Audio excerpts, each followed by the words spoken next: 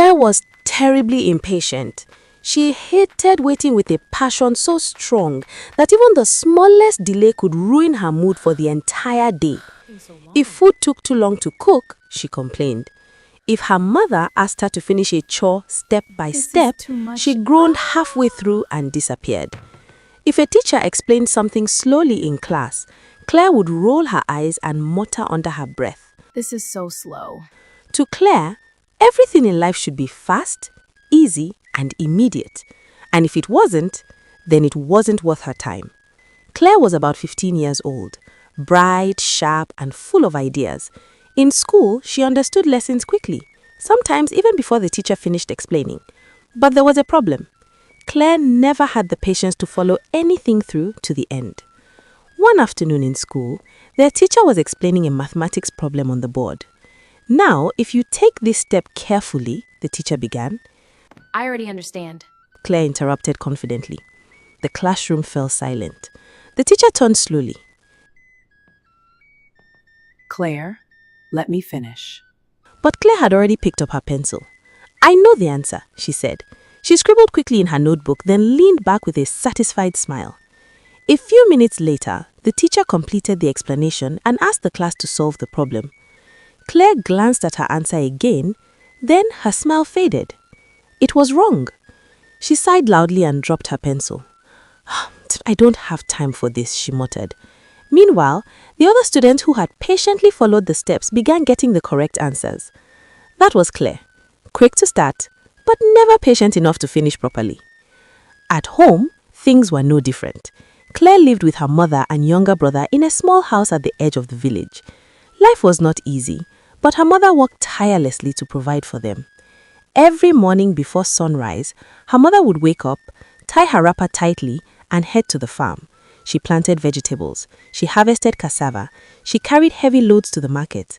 By the time she returned home in the evening, her body was always tired, but she still cooked, cleaned, and made sure her children were okay. Claire saw all of this, but instead of learning from it, she avoided it. Claire, come and help me wash these vegetables, her mother would call.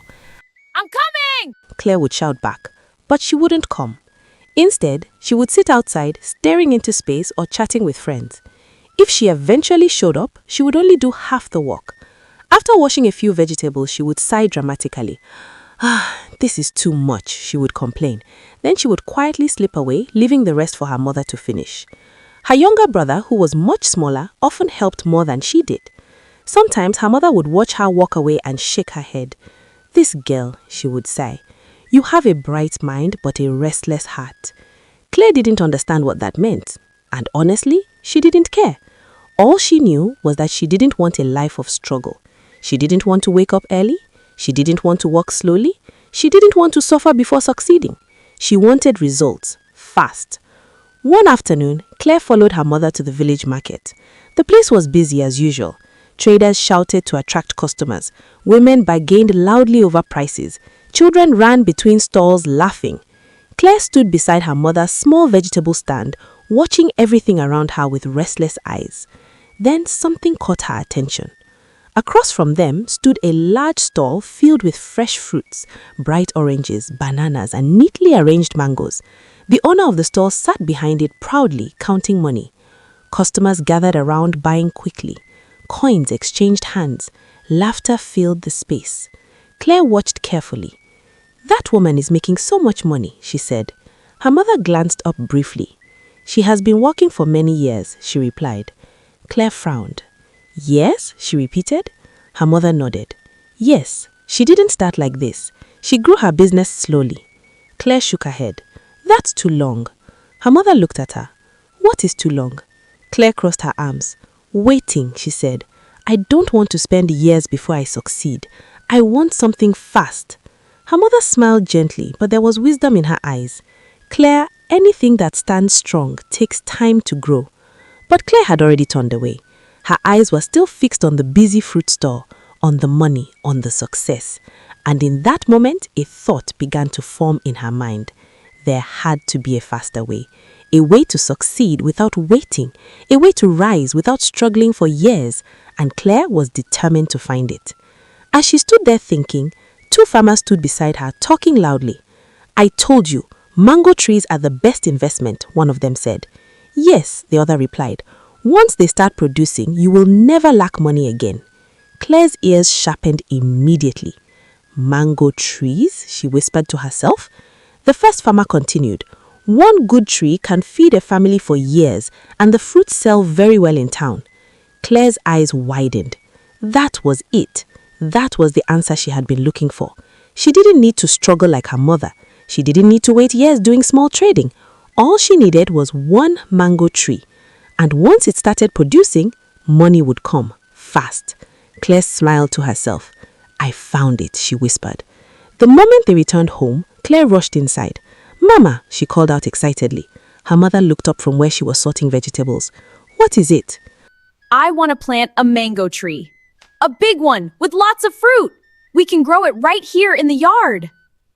A mango tree? Really? Yes, they make a lot of money. I heard it at the market. Her mother smiled slightly. "That is true, but mango trees take time to grow." Claire waved her hand dismissively. It's fine. I just need the seed. Her mother studied her for a moment, then reached into a small basket and brought out a mango seed. "Here," she said. But Claire had already grabbed it. "Thank you, Mama," she said quickly, already turning to leave. Her mother sighed softly. "It takes patience," she finished quietly. But Claire was no longer listening. Outside, she ran into her younger brother. "Look what I have," she said proudly, holding up the seed. "What is that?" he asked. "My future," Claire replied with a grin. He frowned. "It's just a seed." Claire laughed. "You don't understand," she said. "Soon I'll have a mango tree and then I'll be rich." Her brother blinked. "Rich?" "Yes," Claire said confidently. "And when I start making money, I won't have to suffer like Mama." Her brother smiled. "Can I help you plant it?" Claire hesitated for a moment. Then she shrugged. "Fine, but don't be slow." The next morning, Claire woke up earlier than usual. For once, she didn't complain. She carried the seed to a small space on their farm and began to dig. Her brother helped, carefully loosening the soil. "Hurry up," Claire said impatiently. "I'm trying," he replied. Soon, they planted the seed and covered it with soil. Claire stood over it, hands on her waist, smiling proudly. "This is the beginning," she said. From that day on, Claire checked the spot every morning. She watered it, watched it, waited. Then, after a few days, a small green sprout appeared. Claire gasped. "It's growing!" She clapped her hands excitedly. Her brother ran over. Wow, it's really growing. Claire smiled proudly. "Of course it is. Soon it will become a big tree." For the first time, Claire felt satisfied. Things were finally moving, finally happening. But as the days passed, the excitement began to fade. The plant remained small, tiny, slow. Weeks went by and it barely changed. Claire began to frown each time she looked at it. "This thing is too slow," she complained one afternoon. Her brother looked at the plant. It's growing. He said. "Not fast enough," Claire snapped. She folded her arms and stared at the small plant. "This is not what I expected." Each day, her frustration grew. The dream she had built in her mind of fast money and easy success began to feel farther away. "This is going to take forever," she muttered. That evening, Claire stood in front of the small mango plant, staring at it with narrowed eyes. Then, slowly, an idea formed in her mind. If it refuses to grow faster, then I'll help it. The next morning, before the sun fully rose, Claire was already outside. She stood in front of the small mango plant, her eyes fixed on it. The idea she had the day before still lingered in her mind. She looked around carefully. Her mother was not in sight. She had already gone to the farm. Her younger brother was still asleep. Claire stepped closer to the plant and crouched down. For a moment, she hesitated. "What if it works?" she whispered to herself. Then, slowly, very carefully, she held the small stem between her fingers and gently pulled it upward. The plant shifted slightly. Claire's eyes widened. "It moved," she said softly. She pulled just a little more. The plant stretched upward. Claire quickly released it and stepped back. Her heart was beating fast. Worked. "It worked," she whispered, a smile spreading across her face. She stood there for a few seconds, admiring it. The plant looked taller. Claire laughed quietly. I knew it, she said. I knew there was a faster way. From that day, Claire began her new routine. Every morning before anyone woke up, she would sneak out to the farm. She would look around to make sure no one was watching. Then she would crouch beside the mango plant and gently pull it upward. Just a little. Every day. At first, nothing seemed wrong. In fact, the plant appeared to grow faster than before. Within a few days, it looked taller than it had in weeks. Claire became excited. She began visiting it more often, sometimes even in the afternoon when her mother was not paying attention. Her younger brother noticed once. "What are you doing?" he asked curiously. "Nothing," Claire replied quickly. "Go and play." He frowned slightly but ran off.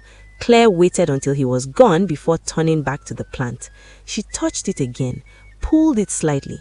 Each time she did it, the plant responded.